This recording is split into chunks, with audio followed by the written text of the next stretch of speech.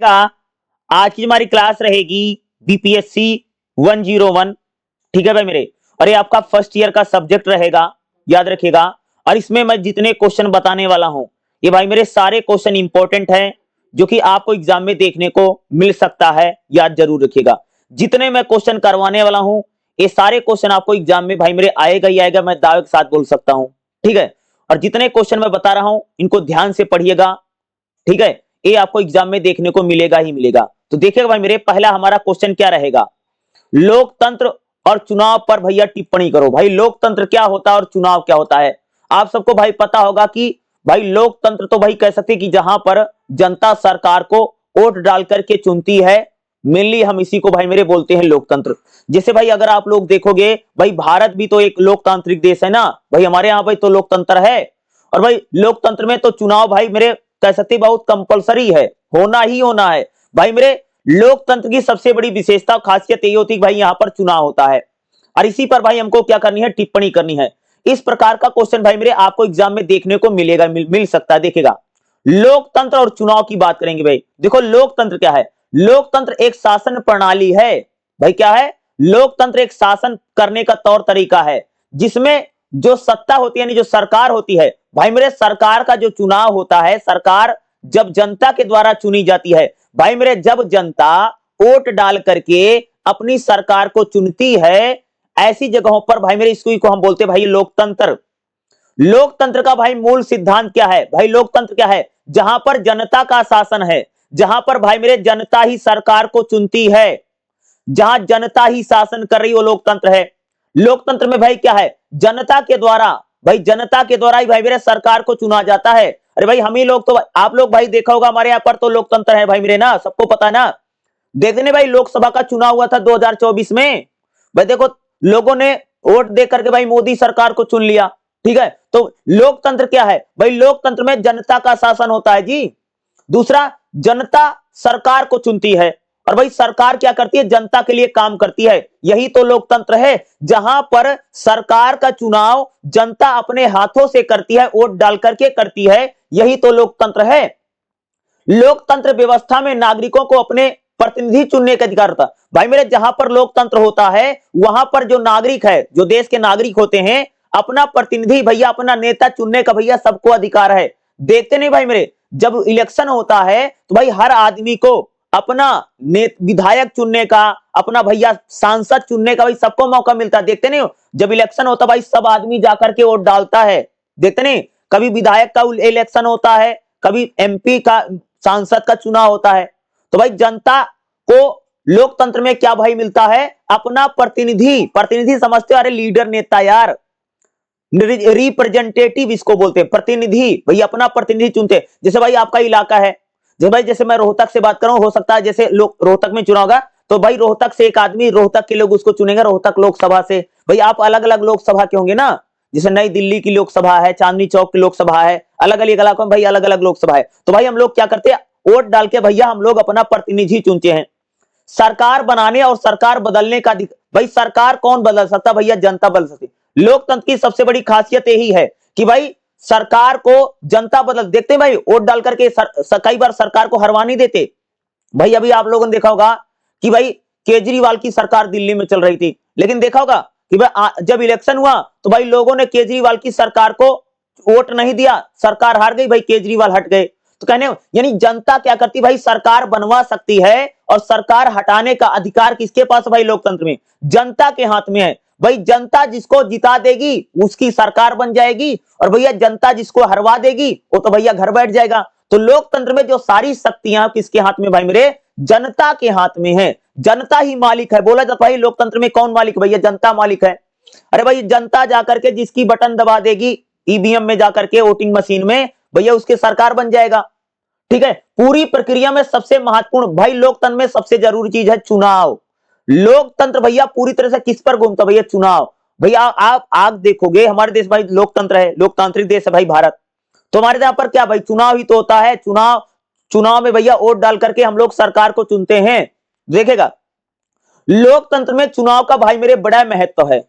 तो चुनाव लोकतंत्र की आत्मा है भाई मेरे। लोकतंत्र की आत्मा क्या है, यानी लोकतंत्र की भैया जान किस में बसती है भाई मेरे, चुनाव में बचती, इलेक्शन में बचती है। ठीक है, इसके पीछे नागरिक अपने मताधिकार का प्रयोग करता है। भाई चुनाव में क्या होता है, भाई चुनाव जब भी होता है तो नागरिक यानी जो सिटीजन होते हैं, नागरिक होते हैं, वो भाई वोट डाल करके अपना क्या करते हैं, प्रतिनिधि चुनते हैं, नेता चुनते हैं। ठीक है, लोकतंत्र में भाई जो चुनाव होता स्वतंत्र होता है। भाई कोई भी आदमी चुनाव में खड़ा हो सकता है। भाई लोकतंत्र में जो चुनाव स्वतंत्र है, कोई भी आदमी अपना इलेक्शन में पर्चा भर करके चुनाव लड़ सकता है। लोकतंत्र में भाई जो चुनाव होता निष्पक्ष होता है, पूरी ईमानदारी के साथ भाई चुनाव किए जाते हैं। लोकतंत्र में निष्पक्ष चुनाव है। दूसरा, नियमित चुनाव होते, याद भाई लोकतंत्र में हर 5 साल के बाद चुनाव होगा ही होगा। समझ गए, लोकतंत्र की सबसे बड़ी खासियत क्या होती है कि भाई मेरे नियमित चुनाव होते हैं, यानी हर 5 साल के बाद भाई चुनाव होगा। सरकार जनता के प्रति उत्तरदायी बनी रहती। भाई लोकतंत्र में क्या होता है, सरकार भैया जनता के प्रति रिस्पॉन्सिबल है, उत्तरदायी बनी रहती। किसमें भाई, लोकतंत्र में। अरे भाई देखते नहीं, सरकार भाई हमेशा जनता के सवालों का जवाब देती है लोकतंत्र में ना। अरे भाई तानाशाही आ जाएगी तो कुछ नहीं, मनमानी करेगी अपनी। तो लोकतंत्र में भाई जो सरकार रहती जनता के प्रति उत्तरदायी रहती। यदि सरकार जनता की उम्मीदों पर खरी नहीं उतरती है तो भैया चुनाव में सरकार को हरा देते हैं लोग। देखते नहीं भाई, भाई अगर सरकार जनता के अनुरूप नहीं चल रही है, भाई जनता ने अगर सरकार को नापसंद कर दिया, अगले चुनाव भैया उस सरकार को लोग हरवा देते हैं ना। देखते नहीं, बहुत सारी पार्टियां भैया चुनाव हार जाती हैं। तो भाई जनता किसी को भी हरवा करके घर बैठा सकती है, और जनता भैया किसी को भी जितवा करके मुख्यमंत्री और प्रधानमंत्री बनवा सकती है। कौन, जनता बनवाती भाई मेरे। तो लोकतंत्र में भाई मेरे चुनाव का क्या है भाई, बड़ा महत्व है। चुनाव और भागीदारी, भाई चुनाव में आम लोग जो होते हैं भैया वोट डाल करके अपनी भागीदारी को सुनिश्चित करते हैं। देखिएगा चुनाव में भाई मेरे जो नागरिक है, जो सिटीजन है, जैसे भाई हमारे देश में लोकतंत्र है, भाई जब चुनाव होगा तो भाई हम लोग वोट डालेंगे ना। तो भाई चुनाव में जो नागरिक होता है अपनी राजनीतिक भागीदारी का अवसर मिलता है। भाई सबको वोट डालने का मौका मिलता है ना, देखा होगा। अरे भाई इलेक्शन में भैया मेरे सबको वोट डालने का मौका मिलता है। यानी चुनाव में मतदान, चुनाव प्रचार राजनीतिक दल करते, देखते हैं भाई इलेक्शन के समय पर पॉलिटिकल पार्टियां, राजनीतिक दल आते भैया, प्रचार करता है, बड़ी बड़ी रैली करता है, घर में भी आते हैं, घरों पर आते हैं, भैया हमको वोट दे देना, पैर वैर छू करके जाते हैं। देखते नहीं नेता करते हैं। तो चुनाव में भाई इस प्रकार से जनता की भागीदारी होती है। भाई जनता जो है वोट डाल करके अपना प्रतिनिधि, अपना नेता भाई चुनती है। किसमें, लोकतंत्र में जी। ठीक है, और इससे लोकतंत्र जो है भाई मजबूत होता है चुनाव से। इससे नागरिक में राजनीति, भाई जब लोग वोट डालते हैं, चुनाव में भाग लेते हैं, इससे भाई जनता को राजनीतिक शिक्षा मिलती है। जनता में भाई एक प्रकार से जागरूकता आती है। लोकतंत्र में भाई मेरे जो चुनाव होता है, इससे भाई जनता बहुत ज्यादा शिक्षित होती है। भारतीय लोकतंत्र में भाई चुनाव कैसे होता है, भाई भारत में लोकतंत्र है, यहां पर चुनाव कैसे। भाई भारत जो है दुनिया का सबसे बड़ी डेमोक्रेसी है भाई मेरे, क्योंकि हमारी पॉपुलेशन सबसे बड़ी है, जनसंख्या। भाई पूरी दुनिया में भारत सबसे बड़ी आबादी यानी जनसंख्या वाला देश है, इसलिए भारत का जो लोकतंत्र है सबसे बड़ा है। और सबसे पुराना भैया अमेरिका का है, याद रखिएगा। सबसे पुराना लोकतंत्र किसका जी, अमेरिका का है। और सबसे बड़ा लोकतंत्र भारत। बड़ा कैसे है, अरे जनसंख्या ज्यादा है यार, आदमी ज्यादा अपने यहाँ पर। ठीक है, तो भाई भारत का जो लोकतंत्र है दुनिया का सबसे बड़ा लोकतंत्र है, क्योंकि भारत में भाई क्या है, सार्वभौमिक मताधिकार। इसका मतलब क्या होता है, अरे भाई मेरे सार्वभौमिक मताधिकार का मतलब होता है कि भारत में भैया हर आदमी, भैया जिसकी 18 साल भाई मेरे उम्र हो गई है, सबको वोट डालने का मौका मिलता है लोकतंत्र में ना। भाई भारत में क्या है, वैक्स मताधिकार है। भाई आपकी उम्र अगर 18 साल है और भाई इलेक्शन की सूची में अगर आपका नाम है तो भाई आप वोट डाल सकते हैं। भाई मेरे जिस भी आदमी की उम्र 18 साल हो जाती है तो भाई उसका वोट बन जाता है, वह वोट डालने यानी मत देने का योग्य हो जाता है। ठीक है, भारत में भाई जो चुनाव है भाई स्वतंत्र है। देखते हैं भाई इलेक्शन हमारे यहाँ पर कौन करता भाई, चुनाव एक करता भाई। भारत में भाई चुनाव आयोग है, जो एक बहुत बड़ी संवैधानिक संस्था है जो चुनाव का संचालन करती है। भारत में भाई मेरे लोकसभा के चुनाव होते, देखते हैं भाई लोकसभा का चुनाव होता नहीं 2024 में भैया, भाई मेरे मार्च और अप्रैल के महीने में लोकसभा का चुनाव हुआ, जिसका 4 जून को भाई मेरे रिजल्ट आया था। और मोदी सरकार भाई अल्पमत में चली गई थी, बीजेपी कई सारी सीटें हार गई थी, वो लोकसभा का चुनाव था। तो भाई भारत में अगर लोकतंत्र में देखो, चुनाव में लोकसभा का चुनाव होता है। दूसरा होता है भाई विधानसभा। विधानसभा भाई अभी बिहार इलेक्शन हुए थे, आप सबने सुना होगा, बिहार में चुनाव हो रहा था, उसको बोलते भाई असेंबली का चुनाव, विधानसभा का चुनाव, यानी जिसमें मुख्यमंत्री सरकार यानी जनता चुनती, जिसमें विधायक का चुनाव होता है उसको बोलते विधानसभा का चुनाव। तो भारत में भाई लोकसभा का चुनाव होता है, विधानसभा का चुनाव होता है। दूसरा नगर निकाय के भी चुनाव होते हैं, जैसे गांव भाई गांव में पंचायत का चुनाव होता है, और शहरों में भाई नगर निगम नगर पालिका का चुनाव होता है। देख रहे हैं, एमसीडी का चुनाव होता है, नगर पालिका का चुनाव होता है। भाई अगर आप लोग गांव से होंगे तो भाई आपके यहाँ पर ग्राम पंचायत का चुनाव होता होगा, या जिला परिषद है, जिला पंचायत है, उसके चुनाव करवाए जाते हैं। तो भाई भारत में जो चुनाव है लोकसभा का, भाई हम लोगों को वोट डालने का मौका कब मिलता है भाई मेरे? जब लोकसभा का चुनाव होगा, यानी जब सांसद चुने जाते हैं। लोकसभा के चुनाव भैया सब लोग वोट डालते हैं। दूसरा हमें वोट डालने का मौका कब मिलेगा भाई मेरे? जब आपके राज्य में विधानसभा का चुनाव होगा, ठीक है। और स्थानीय निकाय के, भाई जब आप गांव में रहते हैं, भैया गांव में पंचायत काम करती है तो पंचायत का चुनाव होगा, सरपंच और मुखिया चुने जाते हैं, प्रधान चुने जाते हैं। और भाई मेरे अगर आप शहर में रहते हैं तो आपके यहाँ पर भाई नगर निगम का या नगर पालिका का चुनाव होगा। तो भाई यहाँ पर हम लोगों को वोट डालने का मौका मिलता है। तो भारत में भाई मेरे लोकसभा का चुनाव होता है, विधानसभा का चुनाव होता है, और जो हमारे नगर निकाय हैं उन नगर निकायों का भी क्या होता है भाई हमारे यहाँ पर चुनाव होते हैं। क्या है, इस प्रकार से अगर आप देखो भारत में 3 प्रकार से क्या हो रहा है भाई मेरे, इलेक्शन कंडक्ट करवाया जा रहा है, ठीक है। चुनौतियां क्या है भाई? भारत लोकतंत्र में जो चुनाव होता है भाई एक दूसरे के पूरक हैं भैया। चुनाव के बिना लोकतंत्र का कोई वैल्यू ही नहीं है, ये समझ लो भाई मेरे। अगर भाई कहीं पर लोकतंत्र है, एक बात बताओ, हमारा देश लोकतांत्रिक है भाई अगर भारत में लोकतंत्र है और चुनाव को हटा दो, इलेक्शन का खत्म करवा दो, तो भाई लोकतंत्र का कोई मतलब नहीं बचेगा भाई मेरे। लोकतंत्र और चुनाव कह सकते हैं कि जैसे शरीर में आत्मा होती है उसी प्रकार से भाई मेरे लोकतंत्र में चुनाव भैया बहुत जरूरी है। अगर चुनाव नहीं है तो भैया लोकतंत्र का कोई वैल्यू नहीं है, खत्म है, जीरो हो जाएगा भाई मेरे। फिर भी चुनाव में क्या था भाई, इलेक्शन में क्या होता, अरे धन बल का प्रयोग होता। देखते नहीं 500 रुपया दे करके लोग वोट खरीद लेते हैं, देखते नहीं, शराब बंटवा देते हैं, साड़ी बंटवा देता है क्या भाई। चुनाव में अगर आप भारत में चुनाव में क्या है, धन बल का बड़ा प्रयोग होता है। धन बल समझते हो भाई मेरे, पैसे दे करके वोट खरीद लेना, देखते नहीं इलेक्शन में होता नहीं है। और उसी प्रकार से भाई बहुत सारी पॉलिटिकल पार्टियां होती हैं, जनता को लोग लुभावने वादे करती हैं, ये इलेक्शन जीत जाएंगे, फलाना कर देंगे, ये पैसा दे देंगे, वो कर देंगे।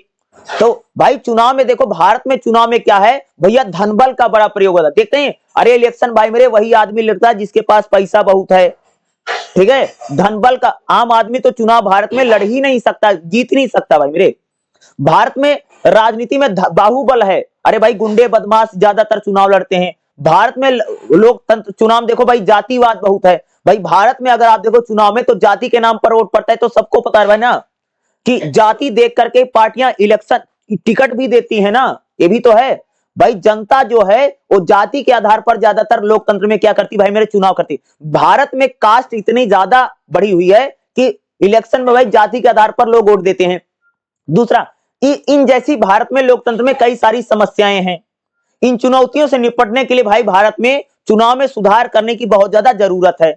निष्कर्ष कैसे लिखेंगे भाई? मैं कह सकता हूं कि लोकतंत्र जो है वह चुनाव के बिना अधूरा है भाई। कहीं पर अगर लोकतंत्र है और वहां पर चुनाव नहीं हो रहा है तो भैया उस लोकतंत्र का कोई मतलब नहीं है भाई। जहां डेमोक्रेसी है और वहां पर इलेक्शन कंडक्ट नहीं हो रहा, चुनाव नहीं हो रहा भाई, उस डेमोक्रेसी का कोई मतलब नहीं बचेगा, वो खत्म डेमोक्रेसी है, ठीक है, डैमेज हो गई है, कह लीजिए। चुनाव में अगर चुनाव केवल सरकार का गठन नहीं है भैया, चुनाव में केवल सरकार नहीं चुनी जाती है बल्कि जनता अपने स्वतंत्रता का, अपने राजनीतिक अधिकारों का भैया प्रयोग करती है। इसलिए भाई मेरे लोकतंत्र में स्वतंत्र चुनाव हो, निष्पक्ष चुनाव हो, और जनता भाई मेरे चुनाव के जरिए जनता में राजनीतिक भागीदारी, और जनता भाई इससे जागरूक होती है। तो भाई लोकतंत्र और चुनाव क्या है, इस प्रकार का क्वेश्चन आपको एग्जाम में देखने को मिल सकता है। ये भाई मेरे प्रीवियस ईयर में कई बार इसको पूछा गया था, ठीक है। चलिए अगला क्वेश्चन देखिए भाई मेरे, क्या रहेगा, लोकतंत्र में प्रतिनिधित्व। भाई लोकतंत्र में प्रतिनिधित्व क्या है? कई बार भाई आपके एग्जाम में बहुत बार इन लोगों ने क्वेश्चन पूछा, लोकतंत्र में प्रतिनिधित्व बताओ, या लोकतंत्र में भैया प्रचार बताओ। प्रचार क्या? रे भैया चुनाव होगा तो चुनाव प्रचार नहीं होता, देखते नहीं पार्टी भाई रैली करती है, प्रचार करती है, घर घर आते हैं। तो भाई लोकतंत्र में भाई प्रतिनिधित्व बहुत जरूरी चीज है। प्रतिनिधित्व आखिर चीज क्या होती है, देखिएगा। लोकतंत्र में प्रतिनिधित्व, देखिएगा, लोकतंत्र में भाई मेरे सभी नागरिक, लोकतंत्र भाई सभी नागरिकों के पास सीधे शासन करने का समय और संसाधन नहीं होता है। देखो भाई, अगर एक बात करोगे भाई मेरे, भारत बहुत बड़ा देश है, आपको पता होगा भाई। अगर मान लो कि हर आदमी को शासन में भागीदारी मिले तो भाई नहीं हो सकती ना। तो भाई लोकतंत्र में प्रतिनिधित्व मतलब समझते हो भाई, जनता स्वयं शासन नहीं करती है। जैसे एक चीज आपको मैंने बोला होगा, सुना भी होगा कि भाई जनता शासन करती है। तो जनता कैसे शासन करती है लोकतंत्र में? भैया जनता स्वयं शासन नहीं करती है, बल्कि जनता भाई अपने प्रतिनिधि, भाई अपना मंत्री विधायक सांसद चुन करके भेज देती, भैया जाओ तुम सरकार चलाओ। इसको बोलते भाई मेरे लोकतंत्र में प्रतिनिधित्व। लोकतंत्र में सभी नागरिकों के पास शासन करने का तो समय है नहीं भाई मेरे, हर नागरिक आकर के सरकार को चलाने। इसलिए भाई मेरे लोकतंत्र में प्रतिनिधित्व की व्यवस्था है। भाई लोकतंत्र में क्या होता कि भाई जनता अपना प्रतिनिधि चुनती, अपना नेता चुन करके भेज देती। भाई लोकतंत्र में देखते नहीं भाई मेरे, जब चुनाव होता है तो भाई चुनाव में क्या होता है कि भाई हर इलाके से कोई ना कोई व्यक्ति जीत करके आता ना। अब जैसे अगर आप देखो भाई, जैसे मान लीजिए किसी भी राज्य को उठा लीजिए, जैसे भाई यूपी है, यूपी में चुनाव विधानसभा का होगा भाई मेरे, तो क्या है यानी 403 विधानसभा सीटें हैं। तो भाई हर इलाके के लोग अपना अपना विधायक चुन करके भेजते हैं। तो भाई उसी प्रकार से अगर आप दिल्ली देखोगे, भाई दिल्ली में 70 विधानसभा की सीटें हैं, हर इलाके के लोग अपना भाई विधायक चुन करके भेजते हैं। तो भाई क्या है लोकतंत्र में प्रतिनिधित्व का मतलब क्या? भाई जनता जो है अपना अपने इलाके से किसी को जितवा करके भेजती है, यही होता भाई प्रतिनिधित्व। इसमें नागरिक अपने वोट डाल करके अपना कोई प्रतिनिधि चुनते हैं। देखते हैं भाई नागरिक क्या करता है भाई मेरे, वोट डालता है और अपना प्रतिनिधि चुनता है, और वो लोग भाई जाकर के आगे क्या करते हैं, सरकार को चलाने का काम करते हैं। यही भाई मेरे है लोकतंत्र में प्रतिनिधित्व। यानी जनता स्वयं शासन नहीं करती है, खुद आकर के राज्य सरकार नहीं चलाती है, बल्कि जनता भाई मेरे अपने प्रतिनिधि, भैया अपना नेता चुनती है। और भैया जनता का जो नेता है उसको बोलते प्रतिनिधि, यानी जो आपकी अगुवाई कर रहा है। अरे एक बात बताओ, मान लो भाई मेरे कि आपके इलाके से कोई ना कोई जीत करके सांसद जरूर बना होगा, आपका कोई भी इलाका भाई लोकसभा में बैठा जरूर होगा आपके इलाके का कोई न कोई आदमी। जैसे एग्जांपल फॉर कि अगर मैं रोहतक की बात करूं, तो रोहतक में अगर आप देखो भाई लोकसभा का चुनाव हुआ, तो भाई रोहतक लोकसभा से भाई एक आदमी को यहाँ के लोगों ने चुन करके भेजा है ना। ठीक है, उसी प्रकार से भाई आपकी यही है भाई प्रतिनिधि, कि भाई जनता जो है वो डायरेक्ट जाकर के शासन नहीं कर रही है, बल्कि भाई मेरे वो अपना प्रतिनिधि चुनती है, सांसद चुनती है, विधायक चुनती है, और उसको भैया आगे भेजती, जाओ भाई यार तुम सरकार चलाओ। यही तो भाई प्रतिनिधि, यानी जनता स्वयं शासन नहीं कर रही है, जनता भाई अपना प्रतिनिधि चुन करके भेज देती है, इलेक्शन करके, चुनाव करके। महत्व क्या है भाई, जनता प्रतिनिधि जनता की आवाज को संसद में उठा। अरे एक बात तो भाई मेरे, जैसे एग्जांपल, जैसे मैं रोहतक से बात कर रहा हूं, तो देखेगा भाई रोहतक के लोगों ने एक सांसद चुना रोहतक लोकसभा से, भाई हमने उसको जितवा करके लोकसभा में भेज दिया, और भाई जाकर के रोहतक की जनता की आवाज को उठाने का काम करेगा। यही तो प्रतिनिधि लोकतंत्र है भाई मेरे। हम जिसको अपना सांसद विधायक चुनते हैं भाई मेरे, वो लोग जाकर के आगे संसद में आवाज उठाते हैं, उस इलाके की बात कहते हैं। ठीक है, विधानसभा में, अरे भाई अगर तुम्हारे इलाके से कोई विधायक जीत करके गया होगा, तो भैया विधानसभा में तुम्हारे इलाके की समस्या बताएगा ना। यही भाई यानी लोकतंत्र में भाई क्या होता है, प्रतिनिधि लोकतंत्र यही है कि जनता स्वयं शासन नहीं करती है भाई मेरे, किसी को जितवा करके विधानसभा में, पार्लियामेंट, संसद में भेज देती है, वो जाकर के भाई जनता की आवाज को उठाता है। यह प्रणाली नागरिकों और सरकार के बीच में कड़ी का काम करती है। भाई नागरिक में और सरकार में कौन है? प्रतिनिधि है भैया, जिसको हम लोग जितवा करके भेजते हैं।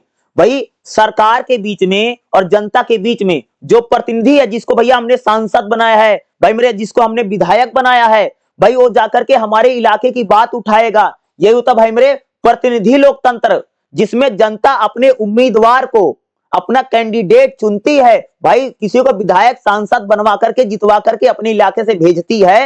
यही है भाई मेरे प्रतिनिधि लोकतंत्र। प्रतिनिधित्व के कारण लोकतंत्र के सिद्धांत के उत्तरदायी भाई, जिसको ये बात हो भाई मेरे, जिसको हम भाई मेरे सांसद या विधायक बना करके जितवा करके भेजते हैं भाई मेरे, वो उस इलाके के प्रति भाई जिम्मेदार होता है, वो अपनी जिम्मेदारी लेता है। समझ गए? ठीक है, यानी जो हमारा प्रतिनिधि है, जिसको भाई मेरे हमने जितवा करके भेजा है, वो भाई उस इलाके के प्रति जिम्मेदार होता है।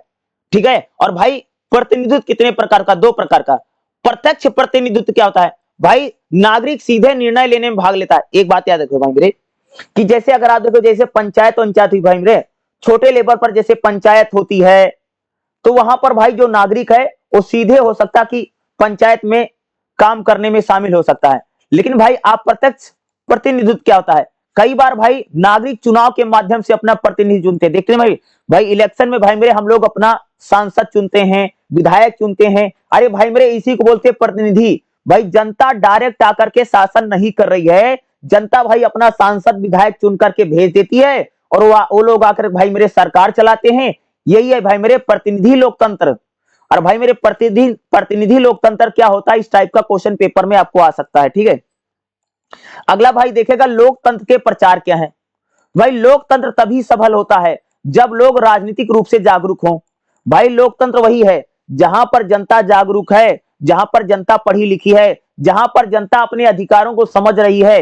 यही भाई लोकतंत्र के प्रचार, इसलिए लोकतंत्र का प्रचार आवश्यक है। भाई क्या है, भाई लोकतंत्र को भाई शिक्षा के जरिए जागरूकता लानी चाहिए। भाई नागरिक अपने अधिकारों के प्रति जागरूक होना बहुत ज्यादा जरूरी है भाई लोकतंत्र में। भाई जब नागरिक अपने अधिकारों के प्रति, कर्तव्य के प्रति जागरूक रहेगा तभी तो भाई लोकतंत्र सफल होगा। अरे भाई जनता अगर अनपढ़ रहेगी, अपने राइट नहीं जानेगी, तो भाई उस लोकतंत्र का कोई महत्व तो नहीं बचेगा। मीडिया और सूचना, भाई लोकतंत्र के बारे में, भाई जहां पर भी लोकतंत्र होता है वहां पर मीडिया भाई स्वतंत्र होता है। मीडिया भाई सरकार के बारे में कुछ भी कहता है, कुछ भी लिखता है। और भाई मीडिया हमेशा जनता की बात करता है। तो लोकतंत्र में भाई तो होता है ना कि मीडिया भाई मेरे जनता की आवाज उठाता है और सरकार की कमियों को बताता है। भाई कौन करता है, मीडिया करता है ना जी। ठीक है, भाई लोकतंत्र में क्या है, भाई बहस होती है और विचार होता है। भाई लोकतंत्र में भाई सभी की बात सुनी जाती है और सरकार भाई नीति और नियम बना करके क्या करती है, जनता पर शासन चलाती है। अवसर की समानता भाई होती है। भाई अगर आप देखो भाई लोकतंत्र में क्या है, भाई सबको अवसर मिलता है। कोई भी जाति हो, कोई भी धर्म हो, कोई भी लिंग हो, कोई भी वर्ग हो, भाई मेरे किसी के साथ भी भेदभाव नहीं किया जाता। किसमें भाई, लोकतंत्र में। भाई लोकतंत्र भाई मेरे किसी के साथ किसी भी प्रकार का भेदभाव नहीं करता है। डेमोक्रेसी में देखोगे यही होता है। भाई अगर आप देखो हमारे देश में भाई किसी के साथ कोई भेदभाव होता नहीं होता ना जी। लोकतंत्र क्या है, लोकतंत्र में भाई मेरे भेदभाव नहीं है। जनता को हम लोग क्या मानते हैं कि एक प्रकार से जाति के आधार पर, लिंग के आधार पर, धर्म के आधार पर, पंथ के आधार पर किसी प्रकार का भेदभाव मेरे नहीं किया जाता है। सभी वर्ग और सभी समुदाय को भाई मेरे राजनीति में शामिल किया जाता है। यही तो लोकतंत्र है। भाई लोकतंत्र के सिद्धांत यानी प्रिंसिपल ऑफ डेमोक्रेसी, भाई लोकतंत्र के कौन कौन से सिद्धांत है। भाई लोकतंत्र के भाई मेरे कुछ मूल सिद्धांत है जिसके बारे में हम लोग यहां पर बात करेंगे। देखिएगा लोकतंत्र का भाई पहला सिद्धांत क्या है, जनसत्ता का सिद्धांत। भाई जनता ही अंतिम सत्ता है। भाई लोकतंत्र में क्या है, जनता ही सरकार चुनती है और जनता ही मालिक है। भाई लोकतंत्र का पहला सिद्धांत है, भाई जनता ही मालिक है। जनता ही क्या है, मालिक है। अरे भैया जनता ही तो सरकार को चुनती है यार। तो जनता के लोकतंत्र में मालिक कौन है, भाई लोकतंत्र में शक्ति किसके पास है, भैया मेरे जनता के पास है। जनता पावरफुल है। ठीक है, पीपल्स, लोगों के पास शक्ति है कि वो सरकार को चुन सकते हैं। भाई लोकतंत्र के दूसरा सिद्धांत क्या, समानता। भाई लोकतंत्र में अगर आप देखोगे सभी नागरिकों को भाई समान अधिकार होता है वोट डालने का ना। भाई अगर आप देखोगे हमारे देश में भाई लोकतंत्र है तो भाई हमारे देश में समानता है ना। भाई सबको वोट डालने का मौका मिलता है ना लोकतंत्र में। भाई ना ऐसा थोड़ी है कि जाति के आधार पर, लिंग के आधार पर, भाषा के आधार पर किसी प्रकार का भेदभाव नहीं था। भाई लोकतंत्र में भाई क्या होती है, समानता होती है कि सभी नागरिकों को वोट डालने का समान अधिकार होता है। अरे भैया अंबानी का भी एक वोट है और भैया मेरे गरीब किसान का भी एक वोट है। ऐसा थोड़ी कि उनका दो वोट हो गया तुम्हारा बिल्कुल नहीं है। तो भाई लोकतंत्र में वोट डालने का जो अधिकार है सभी के पास है, चाहे आप गरीब से गरीब हैं और चाहे आप अमीर से अमीर क्यों ना है। भाई लोकतंत्र की सबसे बड़ी खासियत यही है कि यहाँ पर भैया सबका एक ही वोट है, चाहे आप करोड़ों अरबों में खेल रहे हैं, चाहे आप सूखी रोटी खा रहे हैं। तो लोकतंत्र की खासियत यह है कि भाई सबका समान वोट होता है। दूसरा न्याय। भाई लोकतंत्र भाई न्याय की बात करता है। भाई लोकतंत्र कहता है कि सामाजिक न्याय होना चाहिए, आर्थिक न्याय होना चाहिए और राजनीतिक न्याय होना जरूरी है। भाई लोकतंत्र किसकी बात करता है, न्याय की बात करता है। यानी सामाजिक न्याय की बात करता है, आर्थिक न्याय की बात करता है और राजनीतिक न्याय की बात करता है। ठीक है, यानी भाई मेरे जो लोकतंत्र है वो किसकी बात करता है जी, न्याय की बात करता है कि भाई न्याय होना बहुत जरूरी है। अगला भाई क्या, लोकतंत्र भाई स्वतंत्रता की बात करता है। भाई लोकतंत्र में भाई स्वतंत्रता है ना, हर कोई व्यक्ति अपने बात को कह सकता है। भाई मेरे देखते नहीं, भाई हमारे देश में लोकतंत्र है, आप लोग देखते होंगे कि भाई हर किसी आदमी को अपनी बात कहने का पूरी आजादी है ना। देखते नहीं भाई, भाई हर कोई आदमी जाकर के अपनी बात कहता, अपनी बात करते हैं ना। भाई लोकतंत्र में सभी नागरिकों को स्वतंत्रता होती है। भाई आप किसी धर्म को मान सकते हैं, आप अपने विचार व्यक्त कर सकते हैं, आप कहीं घूम फिर सकते हैं। भाई लोकतंत्र में होता ना, लोकतंत्र में स्वतंत्रता यानी लिबर्टी भाई लोकतंत्र में लिबर्टी यानी स्वतंत्रता है, यानी किसी प्रकार का प्रतिबंध ना होना ही लिबर्टी है। फ्रीडम, फ्रीडम अलग चीज है, लिबर्टी अलग चीज है। लिबर्टी क्या है कि लिबर्टी को बोलते हैं प्रतिबंध ना होना, किसी प्रकार की रोक टोक ना होना, भैया बोलती है लिबर्टी। ठीक है, लोकतंत्र में क्या भैया जनता नागरिकों को खुली छूट दे देती, भाई खुला खेल है, भाई जनता कुछ भी कर सकती है, जनता चाहे मन करे भैया जो धर्म मानो जो करो। लोकतंत्र में भैया विचारों की स्वतंत्रता है, हर कोई व्यक्ति अपने विचार भैया व्यक्त कर सकता है। ठीक है, लोकतंत्र भैया में क्या उत्तरदायी, भाई लोकतंत्र जहां पर होगा सरकार भैया जनता के प्रति रिस्पॉन्सिबिलिटी होती है, रिस्पॉन्सिबल होते, भाई मेरे लोकतंत्र में सरकार जो है वो जनता के प्रति जवाबदेह, रिस्पॉन्सिबल है, जिम्मेदार सरकार होती है, क्योंकि भाई सरकार को पता है कि अगर सही काम नहीं करेंगे तो भैया जनता हमको हटा देगी। तो लोकतंत्र की सबसे बड़ी खासियत विशेषता यही है कि भैया लोकतंत्र में जो सरकार है जनता के प्रति रिस्पॉन्सिबल है। क्या रिस्पॉन्सिबल समझते हो भाई, जिम्मेदार है, यानी सरकार को भैया जवाब देना पड़ेगा। नागरिक सवाल पूछ सकता है सरकार से, भैया नौकरी क्यों नहीं दिया, महंगाई क्यों बढ़ा दिया, स्कूल में मास्टर क्यों नहीं पढ़ाने आया। तो भाई लोकतंत्र में सरकार की जवाबदेही है, यानी रिस्पॉन्सिबिलिटी है। ठीक है, यानी तभी तो भाई जनता सरकार से कहती है नौकरी क्यों नहीं मिल रही है, बेरोजगारी क्यों बढ़ रही है, स्कूल का भैया फीस क्यों बढ़ रहा है, क्योंकि लोकतंत्र में भाई जनता यानी जो सरकार है वो जनता के प्रति जवाबदेह है, उसको जवाब देना पड़ेगा, उत्तर देना पड़ेगा, भैया क्यों नहीं हो रहा है। देखने भाई लोग भैया वीडियो बना देता, देखो यहाँ कितनी सड़क खराब है, क्यों नहीं बनी, लेकिन सरकार उसका कुछ कर पाती नहीं, कर पाती ना जी, क्योंकि क्या है सरकार की जिम्मेदारी है कि जवाब दे, रिस्पॉन्सिबल सरकार है। बहुलवाद, भाई लोकतंत्र में अगर आप देखो भाई लोकतंत्र में, भारतीय लोकतंत्र में क्या बहुलवाद है, भाई अगर आप देखो भाई हमारे देश में लोकतंत्र है तो देखते नहीं भाई हमारे देश में अलग अलग धर्म के लोग रहते हैं, अलग अलग भाषा बोलने वाले रहते हैं, भाई आप सबका अलग अलग कल्चर है, भाई लोकतंत्र में बहुलतावाद हमको दिखाई देता है। तो भाई मेरे क्या है, यही तो लोकतंत्र का सिद्धांत है। भाई लोकतंत्र जहां भी होगा वहां पर अलग अलग जाति के लोग, अलग अलग धर्म के लोग, अलग अलग भाषा बोलने वाले लोग, भाई सबका अलग अलग कल्चर है। इस प्रकार से बहुलतावाद हमें भाई मेरे लोकतंत्र में देखने को मिलता है। ठीक है, तो इसका निष्कर्ष कैसे लिखो भाई मेरे, लोकतंत्र में भाई प्रतिनिधि लोकतंत्र क्या है, प्रतिनिधि लोकतंत्र वही है भाई मेरे जब जनता अपना उम्मीदवार चुन करके सांसद विधायक चुनती है, भैया वही है प्रतिनिधि लोकतंत्र है।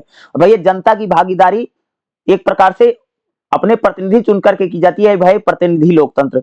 तो भाई प्रतिनिधि लोकतंत्र क्या है, अरे एक होता भाई वास्तविक लोकतंत्र, क्या होता है वास्तविक, वास्तविक बता देता हूं। अरे भाई वास्तविक का मतलब जब जनता स्वयं शासन करती है, अपना प्रतिनिधि नहीं चुनती है। खास तौर से भाई जो छोटा छोटा देश नहीं होता जहां की पॉपुलेशन बहुत कम है, यहाँ पर भाई मेरे सरकार जनता जो डायरेक्ट शासन कर सकती, क्योंकि देश बहुत छोटा है, पॉपुलेशन बहुत सिंकिंग है। अरे भारत में भैया बहुत बड़ी जनसंख्या है, यहाँ पर अगर जनता शासन करने लग जाएगी तो भैया बात ही नहीं पहुंच पाएगी। तो भाई वास्तविक लोकतंत्र उसको बोलते हैं कि जहां पर जनता स्वयं आकर के शासन करती है, खासतौर से जो छोटे मोटे देश होते हैं जहां की पॉपुलेशन बहुत कम है, जनसंख्या बहुत कम है भाई मेरे, ठीक है, वहां पर तो वास्तविक लोकतंत्र होता है। लेकिन भाई मेरे जो देश बड़े हैं, जैसे भारत बहुत बड़ा देश है, अमेरिका बहुत बड़ा देश है, तो यहाँ पर भाई मेरे प्रतिनिधि लोकतंत्र होता है, जनता अपना उम्मीदवार चुन करके भेजती है और वो लोग आकर के भाई मेरे सरकार चलाते हैं। तो याद रखिएगा प्रतिनिधि लोकतंत्र और वास्तविक लोकतंत्र, कई बार ऐसा भी क्वेश्चन पूछा जा सकता है। ठीक है, चलिए भाई मेरे अगला क्वेश्चन देखते हैं जो हमारा नेक्स्ट क्वेश्चन। अगला हमारा क्वेश्चन भाई मेरे क्या रहेगा, मोस्ट इंपोर्टेंट क्वेश्चन अगला भाई क्या है, उदारवाद। और उदारवाद क्या और न उदारवाद क्या, दोनों भाई आ सकता है, या हो सकता है आपको एग्जाम में उदारवाद पूछ ले, या भाई मेरे आपसे न उदारवाद पूछ ले। देखिएगा उदारवाद क्या है भाई मेरे, अरे उदारवाद क्या है भाई, एक राजनीतिक विचारधारा है भाई मेरे, क्या है, एक विचारधारा है उदारवाद। ठीक है, जो व्यक्ति की स्वतंत्रता की बात करती है, यानी उदारवाद भैया कहता है व्यक्ति को भैया बिल्कुल खुला छोड़ दो, उस पर कोई पाबंदी नियम कानून कायदा मत रखो, यही भैया उदारवाद है। यानी उदारवाद कहता है कि व्यक्ति की स्वतंत्रता का समर्थक है उदारवाद। और उदारवाद कहता है भाई मेरे कि व्यक्ति पर किसी प्रकार का बंधन या पाबंदी नहीं होनी चाहिए, यह उदारवाद का विचार है। उदारवाद व्यक्ति की स्वतंत्रता की बात करता है और व्यक्ति को ज्यादा से ज्यादा अधिकार देने की बात करता है। भाई उदारवाद कहता है कि राज्य अपने पास अधिकारों को कम से कम रखे, व्यक्ति को अधिक से अधिक स्वतंत्रता दे, यही उदारवाद है। उदारवाद का मुख्य उद्देश्य है कि सरकार की शक्तियों को सीमित करना। भैया उदारवाद कहते हैं कि सरकार के पास भाई मेरे बहुत ज्यादा पावर नहीं होनी चाहिए। क्या है उदारवाद का माना कि सरकार के पास यानी सरकार के पास ज्यादा शक्ति नहीं होनी चाहिए, सारी शक्तियां व्यक्ति में निहित है। भाई मेरे जहां पर व्यक्ति यानी नागरिक को ज्यादा शक्ति है और सरकार को भैया कम शक्ति है, यही उदारवाद है। जहां पर भाई व्यक्ति पूरी तरह से स्वतंत्र है। अब एग्जांपल बताऊं, जैसे भाई अगर आप लोग देखोगे अमेरिका में, अरे भैया अमेरिका में किसी को कुछ करना है भाई ऐसे कर सकता है।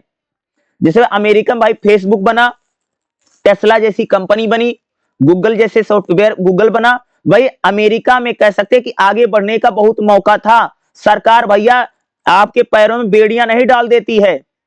यानी अमेरिका क्या है, एक प्रकार से उदारवादी देश है। उदारवाद का मतलब होता है कि जहां पर नागरिक यानी व्यक्ति को स्वतंत्रता आजादी दाजा है, जहां पर सरकार नियम कानून पाबंदी नागरिकों पर कम लगाती लोगों पर, यही उदारवाद है। उदारवाद का मूल विचार है व्यक्ति की स्वतंत्रता। भैया उदारवादी लोग कहते थे भाई मेरे कि व्यक्ति पढ़ा लिखा है, व्यक्ति में बुद्धि है, विवेक है और अपना विकास वो स्वयं कर लेगा, यही उदारवाद है। समझ गए? उदारवाद भैया समाज का उद्देश्य है विकास। भाई उदारवाद भैया विकास की बात करता है। उदारवाद भाई मेरे जो है वो व्यक्ति को अधिक से अधिक स्वतंत्रता देना चाहता है और राज्य को शक्तियां कम देना चाहता है, यही उदारवाद है। जैसे अगर आप देखो, एक एग्जांपल बताऊं, जैसे भाई अगर आप लोग देखोगे भारत में, भाई मेरे अगर आपको भारत में स्कूल खोलना है, कॉलेज खोलना है, अस्पताल खोलना है, तो देखते हैं कितना सारा साइन करवाना पड़ेगा, कागज काले करवाने पड़ेंगे। अरे भैया अगर आपको इंडिया में स्कूल खोलना, कॉलेज खोलना, हॉस्पिटल खोलना है, अगर आप पैसे वाले नहीं है तो जिंदगी में कुछ नहीं कर पाओगे। इतनी कागजी कार्रवाई है, इतने आदमी का साइन लाना पड़ेगा कि तुम साइन करवाते करवाते मर जाओगे। समझ गए? यानी भारत में अगर कोई व्यक्ति कुछ काम करना चाहे तो पाबंदियां बहुत है, बड़ा नियम कानून है, बड़ा लफड़ा है। लेकिन भाई मेरे उसी प्रकार से अमेरिका में चलो, तो अमेरिका में भाई अगर आप कुछ करना चाहते हैं, कुछ भी करना चाहते हैं, तो भाई सरकार के नियम कानून बहुत कम है, आप पर पाबंदियां कम है, ये उदारवाद है। उदारवाद भाई मेरे व्यक्ति की स्वतंत्रता का समर्थक है। उदारवाद ये कह रहा है भाई मेरे कि व्यक्ति को भैया बिल्कुल खुला छोड़ दो, खुला खेल फरुखाबादी कर दो। समझ गए? यानी व्यक्ति को ज्यादा से ज्यादा स्वतंत्रता दे दो और यानी सरकार यानी राज्य के पास कम से कम शक्तियां होंगी, यही उदारवाद है। यानी उदारवाद व्यक्ति की स्वतंत्रता का समर्थक है और उदारवाद कहता है भैया व्यक्ति को पूरी आजादी होनी चाहिए, सरकार उस पर भैया मेरे पाबंदी कम से कम लगाए, यही उदारवाद का मेन विचार है। अब देखेगा उदारवाद भाई क्या कहता है। उदारवाद भाई मेरे इंडिविजुअल लिबर्टी की बात करता है। भाई उदारवाद कहता है कि भाई हर व्यक्ति की स्वतंत्रता है, भाई हर व्यक्ति को अपने विचार, भाषण, धर्म, जीवन अपनाने की स्वतंत्रता। भाई सरकार किसी प्रकार की रोक टोक नियम कानून कम लगाए, व्यक्ति को स्वतंत्र, व्यक्तिगत स्वतंत्रता का समर्थक कौन है भाई मेरे? उदारवाद है। उदारवादी जो विचारधारा जो अमेरिका की खासतौर से विचारधारा है, ठीक है, जो आगे चलकर के पूंजीवाद और पैसे की बात करती है, ये विचारधारा आगे चलकर पूंजीवाद में तब्दील हो जाएगी। उदारवाद वही है भाई मेरे। उदारवाद कह सकते हैं कि जहां पर भाई मेरे गरीबों के लिए कोई काम वाम नहीं होता है। जैसे अगर आप देखोगे, जैसे भारत में देखोगे तो भाई भारत में भाई 5 किलो राशन बट रहा है, ठीक है, गरीब लड़कियों को भैया पैसा वजीफा दिया जिसको स्कॉलरशिप बोलते हैं, ठीक है, SC ST को भैया स्कॉलरशिप दी जा रही है। उदारवाद होता तो कुछ नहीं मिलता, क्योंकि ये तो समाजवादी विचारधारा है कि देखो गरीब आदमी को भाई मेरे राशन मिल रहा है, गरीब आदमी को भैया सरकारी अस्पताल में कम से कम पैसे में इलाज हो रहा है, ये उदारवाद नहीं है। उदारवाद क्या भैया कि जिसके जो तरक्की करना चाहता कर ले, जो जितना बढ़ना चाहता जितना पैसा कमाना चाहते हो कमा लो, ये उदारवाद है। उदारवाद भैया प्राइवेट की बातें करता है, ज्यादा से ज्यादा चीजें प्राइवेट हो जाएं, ज्यादा से ज्यादा जो चीजें हैं सरकार के हाथ में नहीं बल्कि प्राइवेट हाथों में चब चली जाती है, ये उदारवाद है। उदारवाद भाई मेरे व्यक्ति की स्वतंत्रता का समर्थक है। उदारवाद चाहता भैया सरकार के पास कम से कम पावर हो और व्यक्ति को भैया सारी आजादी दे दो, व्यक्ति अपना विकास स्वयं कर लेगा, यही उदारवाद है।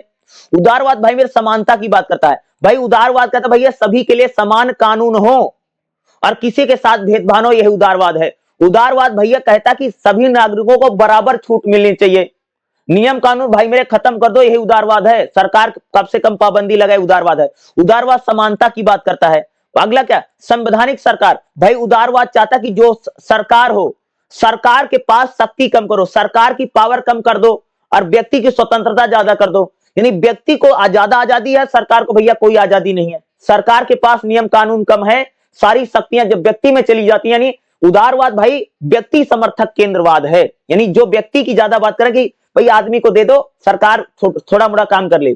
उदारवाद कहता है भाई सरकार जो है वो देश की रक्षा करेगी और आदमी की सुरक्षा करेगी, इसके अलावा सरकार को कुछ करना नहीं है। अरे भैया उदारवाद कहता है सरकार को ना स्कूल चलाना है, ना अस्पताल चलाना, कुछ नहीं करना है, वो सिर्फ देश की रक्षा करे, ये उदारवाद है। उदारवाद भाई कह रहा है कि व्यक्ति के पास बुद्धि है, विवेक है, वो अपना विकास कर लेगा, तुमको कुछ करने की जरूरत नहीं है, यही उदारवाद है। भाई उदारवाद कहता है कि सरकार की शक्ति कम करो और व्यक्ति की शक्ति बढ़ा दो, ये उदारवाद है। न्याय और अधिकारों की सुरक्षा, भाई उदारवाद कहता है कि भाई मेरे नागरिकों पर कम से कम कानून हो, कम से कम नियम हो, ये उदारवाद है। उदारवाद भाई सामाजिक भागीदारी की बात करता है। भाई उदारवाद कहता है कि लोकतांत्रिक व्यवस्था में चुनाव में सभी नागरिक भाग लें, ये उदारवाद है। भाई उदारवाद भाई मेरे बाजार की बात करता है, प्राइवेट फ्री भाई बाजार ओपन मार्केट कर दो यार, उदारवाद यही कहता है। उदारवाद भाई प्राइवेट प्रॉपर्टी का समर्थक है। उदारवाद निजी संपत्ति को मान्यता देता, भैया प्राइवेट स्कूल हो, प्राइवेट कॉलेज हो, प्राइवेट अस्पताल हो, प्राइवेट हर चीज भैया प्राइवेट कर दो, यही उदारवाद है। उदारवाद कहता भाई हर चीज निजी हाथों में चली जाए, प्राइवेट हाथों में चली जाए, व्यक्ति को ज्यादा से ज्यादा पावर देने का समर्थक विचारधारा उदारवाद की, जो अमेरिका की विचारधारा भाई मेरे, ये आइडियोलॉजी विचारधारा कहां से जन्मी, इसने अमेरिका से जन्म लिया है। उदारवाद, उदारवाद भाई कह सकते पब्लिक यानी प्राइवेट प्रॉपर्टी, निजी संपत्ति जिसको बोलते हैं भाई, प्राइवेट प्रॉपर्टी की बात करता है उदारवाद। और ओपन मार्केट फ्री बाजार खोल दो भाई। अरे बात देखते भाई मेरे कि चीन के लोग आकर के इंडिया में इतना सामान बेच रहा है, ये उदारवाद है। यानी इंडिया ने क्या कर दिया भाई मेरे, हमने मार्केट ओपन कर दिया ना भाई, हमारे कोई भी आकर के सामान बेच लो। अरे चीन की कंपनी आकर के हमारे यहाँ सामान बेच रही है, जापान की कंपनी आकर के सामान बेच रही है, कोरियन कंपनी भैया आकर के, अरे सैमसंग वैमसंग जो बिक रहा क्या है, ये ओपन मार्केट का परिणाम है कि भारत ने अपनी मार्केट को क्या कर दिया भाई मेरे, ओपन कर दिया है। आईफोन बिक रहा है, सैमसंग बिक रहा है, तमाम विदेशी प्रोडक्ट बिक रहे हैं इंडिया में, ये है ओपन मार्केट। और ओपन मार्केट जहां होती है वो उदारवाद है। उदारवाद भाई निजी संपत्ति, निजी प्रॉपर्टी का समर्थक है। उदारवाद कहता है भाई ज्यादा से ज्यादा व्यक्ति को शक्ति दे दो, यही उदारवादी विचारधारा है। अब हम लोग बात करें भाई नव उदारवाद क्या है, न्यू रियलिज्म क्या है। नव उदारवाद, देखिए नव उदारवाद का जो विचार है भाई मेरे 20वीं शताब्दी में आया। क्या है, 20वीं शताब्दी में उदारवाद की विचारधारा भाई आई, नव उदारवाद आया। नया उदारवाद क्या है देखिएगा, नव उदारवाद भाई यह भी एक प्रकार का राजनीतिक सिद्धांत है। देखो नव उदारवाद भाई केवल आर्थिक बात करता है कि भाई आर्थिक आधार की स्वतंत्रता का संबंध नव उदारवाद है। नव उदारवाद क्या है, यह केंद्र सरकार की भूमिका को कम करो। भाई नव उदारवाद क्या कहता है, जो सेंट्रल गवर्नमेंट है, केंद्र सरकार, उसकी भूमिका कम करिए। बाजार और निजी क्षेत्रों को बढ़ा दो, भैया सरकार चीजें कम से कम कंट्रोल करे और प्राइवेट प्रॉपर्टी भैया बढ़ा दो, प्राइवेट कंपनी बढ़ा दो, प्राइवेट चीजें बढ़ा दो, ये नव उदारवाद है। नव उदारवाद भैया प्राइवेट चीजों का सबसे बड़ा समर्थक है। प्राइवेटेशन जिसको बोलते हैं, हर चीज को प्राइवेट कर दीजिए, यानी रेलगाड़ी प्राइवेट हो जाए, वायुयान प्राइवेट हो जाए, सरकार भी प्राइवेट हो जाए, कह लीजिए भी मान लीजिए। तो भाई यानी कह सकते हो नव उदारवाद भैया प्राइवेट का समर्थक है। नव उदारवाद वैश्वीकरण की बात करता है, भाई पूरी दुनिया में वैश्वीकरण हो जाए, ओपन मार्केट यानी पूरी मार्केट को खोल दो। यानी नव उदारवाद आर्थिक उदारवाद की बात करता है, भाई ज्यादा से ज्यादा पैसा कमा लो, नव उदारवाद यही है। जैसे अमेरिका भाई मेरे पूंजीवाद का समर्थक नव उदारवाद है कि नव उदारवाद क्या भैया, जितना तुम पैसा कमा सकते हो, रुपया कमा सकते हो, कमा लो भाई मेरे, यही नव उदारवाद है। नव उदारवाद ओपन मार्केट की बात करता है, कहीं पर जाकर के अपना सामान प्रोडक्ट बेच लो, ये नव उदारवाद है। नव उदारवाद की विशेषता क्या है भाई, नव उदारवाद चाहता है कि राज्य भैया चीजों को कम से कम कंट्रोल करे, राज्य केवल सुरक्षा करे, हमारी देश की सुरक्षा करे, बाकी भैया सरकार राज्य कुछ ना करे। बाजार पर पूरा नियंत्रण किसका होगा भैया, यानी प्राइवेट चीजों का होगा। बाजार आधारित व्यवस्था है भाई मेरे, यानी नव उदारवाद क्या जो कहता है कि बाजार ही सबसे बड़ी शक्ति होगी, नव उदारवाद है। अच्छा एक बार आपको एग्जांपल बताओ भाई मेरे, देखो आप सबको पता होगा कि आजकल भाई मेरे फेसबुक और कह सकते फेसबुक है, या मैं गूगल की बात करूं भाई, आज फेसबुक और गूगल इतनी बड़ी कंपनियां बन गई हैं कि उनके पास जितना पैसा है कई सारे देशों के पास उतना पैसा नहीं है। आप समझ रहे हो भाई, आज फेसबुक और गूगल जैसी कंपनियां इतनी बड़ी कंपनी बन गई है कि भाई कई सारे देशों की इकोनॉमी कुछ नहीं है उनके आगे। आप समझ रहे हो ये क्या है, ये नव उदारवाद है। अरे एक बात बताओ, जब भाई प्राइवेट कंपनी बहुत शक्तिशाली हो जाएगी तो सरकार या राज्य को भाई उसके समर्थन में कानून बनाना पड़ेगा। तो भाई नव उदारवाद यही है कि ये भाई कह रहा है कि बाजार ही चीजों को कंट्रोल करेगा, मार्केट कंट्रोल करेगी, यानी प्राइवेट चीजें ही हर चीज को कंट्रोल, भाई ये कह सकते कि नव उदारवाद कह सकते है कि कंपनी ही सरकार को कंट्रोल कर रही, भाई कंपनी के कहने से सरकार कानून बना दे रही है, नव उदारवाद में हो जाएगा। समझ गए? आप लोगों ने देखा होगा कि भाई मेरे कि जो कंपनी होती है, कंपनी को भैया सरकार कह सकते कई बार कम पैसे में जमीन दे देती है कि जाओ कंपनी खोल लो, ये नव उदारवाद है। नव उदारवाद भाई क्या है कि बाजार आधारित मांग है, बाजार का कंट्रोल सब हो जाए, यही नव उदारवाद है। नव उदार भाई निजीकरण की बात करता है, भाई नव उदारवाद यही जो ज्यादा से ज्यादा चीजें भैया प्राइवेट हो जाएं, सभी चीजें भाई मेरे प्राइवेट हाथों में सौंप दी जाएं, यही नव उदारवाद है। जो पूंजीवाद का समर्थक है भाई, अरे नव उदारवाद का भाई हर चीज को प्राइवेट कर दो और आदमी खूब पैसा कमा ले, ये नव उदारवाद है। वैश्वीकरण की बात करता है, भाई नव उदारवाद यानी कहता ओपन मार्केट कर दो, विदेशी निवेश खूब हो, भैया कोई भी आपके देश में विदेशी कंपनी आकर के लग जाए, व्यापार करे, ये नव उदारवाद है। अंतरराष्ट्रीय सहयोग, भाई पूरी दुनिया में खूब सारा अंतरराष्ट्रीय मार्केट हो चले, ये नव उदारवाद है। नव उदारवाद भाई व्यक्तिगत उत्तरदायित्व, नव उदारवाद अपने आर्थिक और सामाजिक विकास के लिए स्वयं जिम्मेदार है। भाई नव उदारवाद कहता है कि भाई आपको ज्यादा से ज्यादा खूब पैसा कमा लो, खूब प्राइवेट चीजों कर दो, ये वही भाई मेरे नव उदारवाद आर्थिक उदारवाद है, जो आर्थिक रूप से भाई मेरे बहुत ज्यादा स्वतंत्रता का समर्थक भाई मेरे, वो नव उदारवाद है। तो देखेगा कंपटीशन की बात करते तो भाई नव उदारवाद, भाई बाजार में कंपटीशन बढ़े, प्रतिस्पर्धा बढ़े।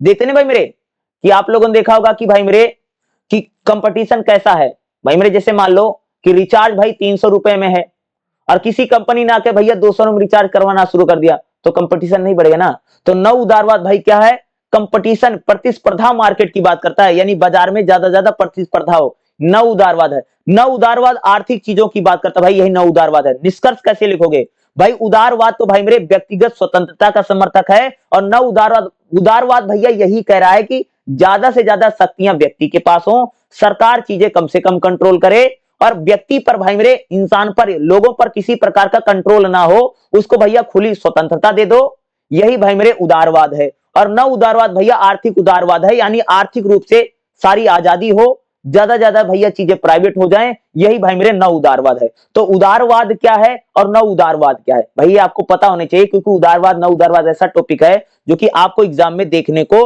मिल सकता है, और ध्यान से जितना समझोगे जीवन भर ये चीजें आपको याद रहेंगी, कभी भूलेंगे नहीं। वैसे अगर आप इसको किताब में पढ़ेंगे तो एक बार नहीं आप 100 बार पढ़ लीजिएगा, आपको तब भी समझ में नहीं आएगा ये चीज, ठीक है। इतना एक बहुत मुश्किल कॉन्सेप्ट है, किताब में आप 50 बार पढ़ लेना तब भी आपको कुछ नहीं आएगा इसमें, ठीक है। इसलिए जो मैं समझा रहा हूं उसको समझने की कोशिश कीजिए, ठीक। देखिएगा अगला हमारा क्वेश्चन भाई मेरे क्या रहेगा, प्रक्रियात्मक लोकतंत्र और वास्तविक लोकतंत्र के बीच भाई अंतर बताने हैं। भाई प्रक्रियात्मक लोकतंत्र क्या है और वास्तविक लोकतंत्र क्या है, ठीक है, इसको देखेंगे भाई मेरे।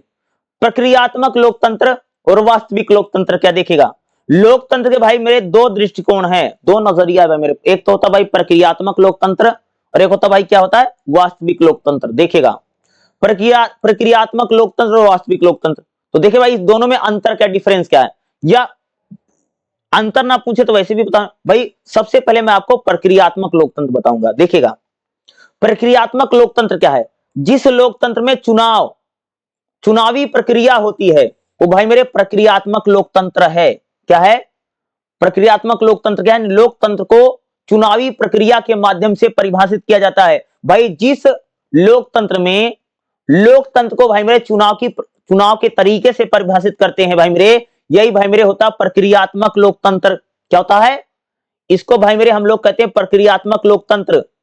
जिस लोकतंत्र में चुनाव की प्रक्रिया है, प्रोसेस है, यही प्रक्रियात्मक लोकतंत्र है। दूसरा देखिएगा भाई मेरे जो प्रक्रियात्मक लोकतंत्र होता है, यहां पर चुनाव, मतदान, प्रतिनिधि और सरकार का भैया गठन होता है, इसको बोलते हैं भाई प्रक्रियात्मक लोकतंत्र।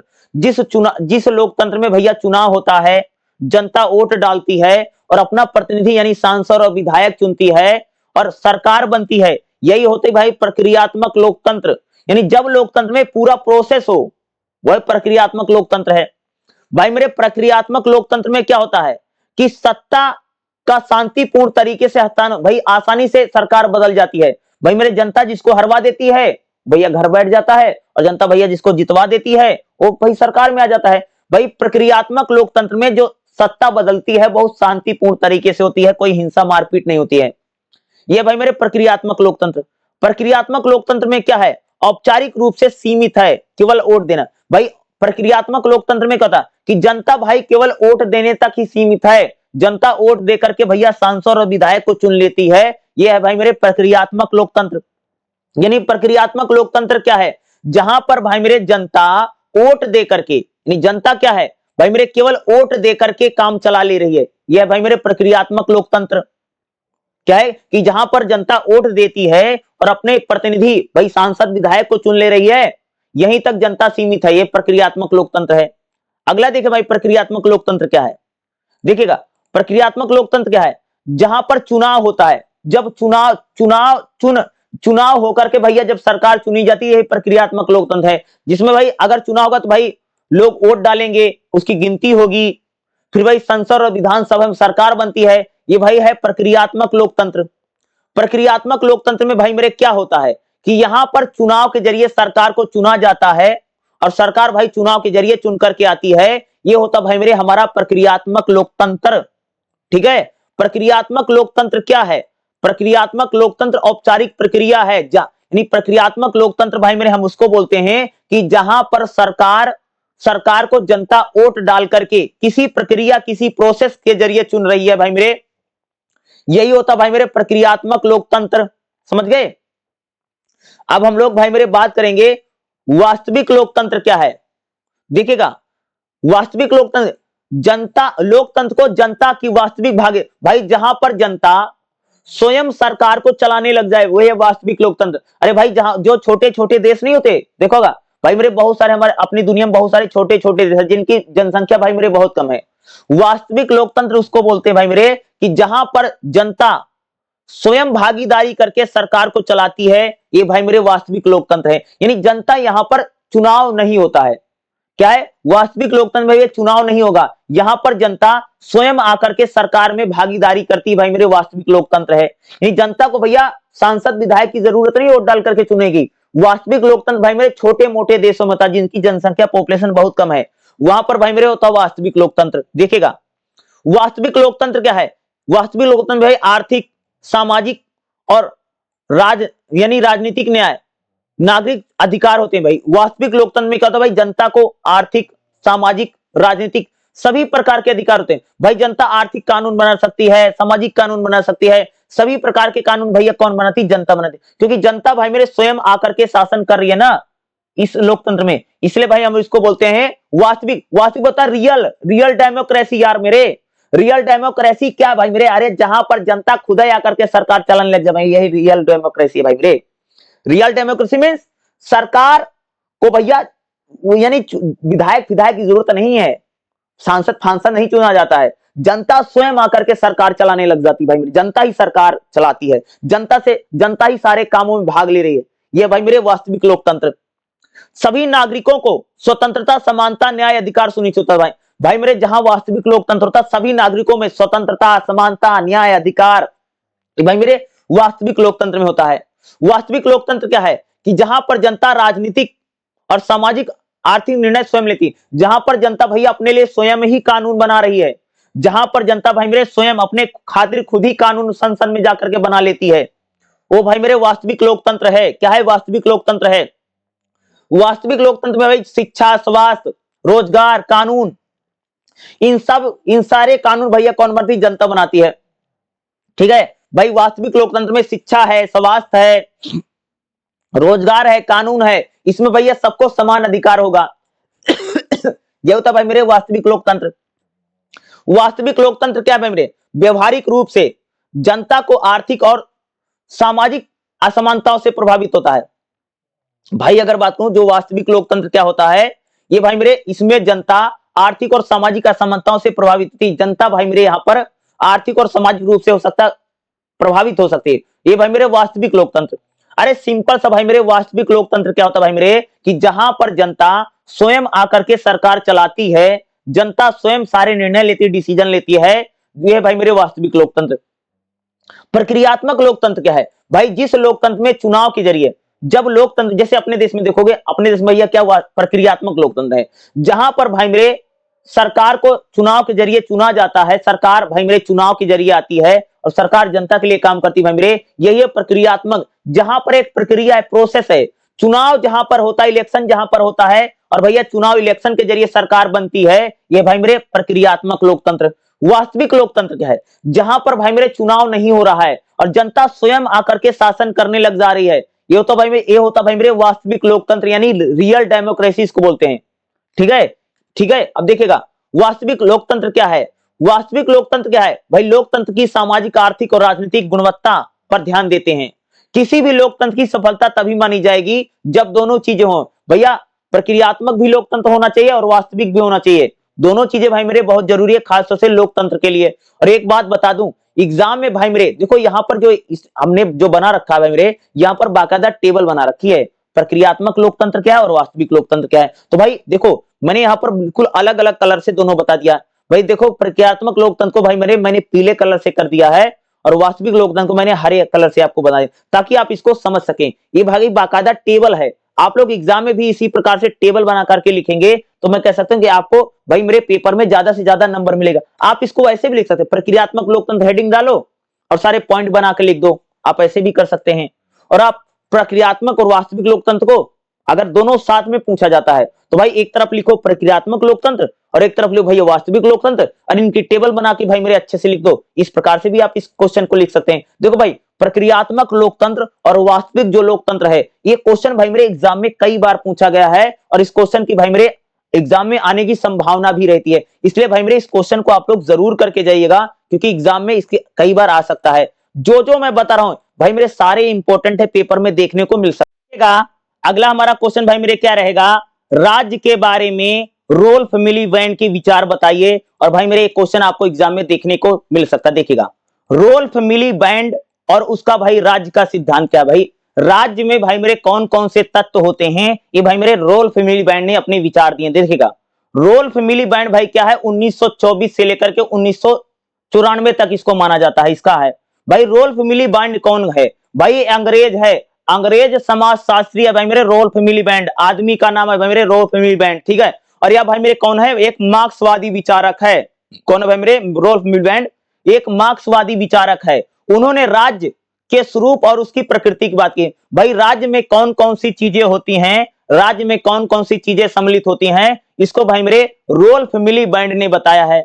अगर मैं रोल्फ मिलीवैंड की बात करूं तो भाई रोल्फ मिलीवैंड कहते हैं राज्य केवल एक संस्था नहीं है, बल्कि भाई समाज और सत्ता और वर्ग रचना का प्रतिबिंब है। भाई रोल्फ मिलीवैंड कहता है कि भाई मेरे जो जो राज्य है यानी जो सरकार है वह केवल एक संस्था नहीं है। भाई जो सरकार या जो राज्य होता है वह जनता, वह समाज, सत्ता और वर्ग का भी प्रतिनिधित्व करता है। यह भाई मेरे रोल्फ मिलीवैंड के विचार हैं। भाई राज्य को लेकर के रोल्फ मिलीवैंड क्या कहता है? देखिएगा रोल्फ मिलीवैंड देखिएगा तो राज्य एक वर्ग प्रधान संस्था है।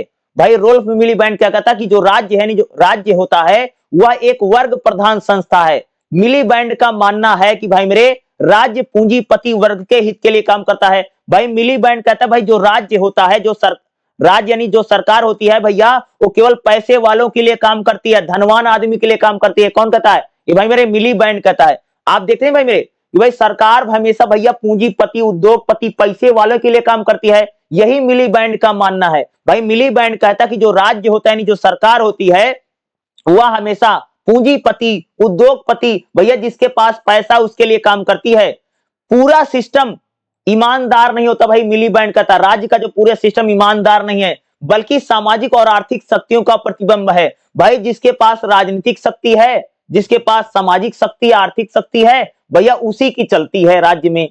भाई अगर आप देखोगे राज्य में किसकी चलती? अरे भाई जिसके पास पैसा है, जिसके पास पावर है, भैया उसी की हर जगह चलती है। यह मिलीवैंड मानता है। यानी जो राज्य है वह केवल भाई पूंजीपतियों के समर्थन में खड़ा हुआ संस्थान है। भाई राज्य हमेशा भैया पैसे वालों के लिए काम करता है, गरीब आदमी के लिए काम नहीं करता है, मिलीवैंड कहता है। राज्य स्वायत्तता का विवाद है। भाई मिलीवैंड का मानना कि राज्य पूरी तरह से स्वतंत्र नहीं हो सकता है। भाई मिलीवैंड क्या कहता है?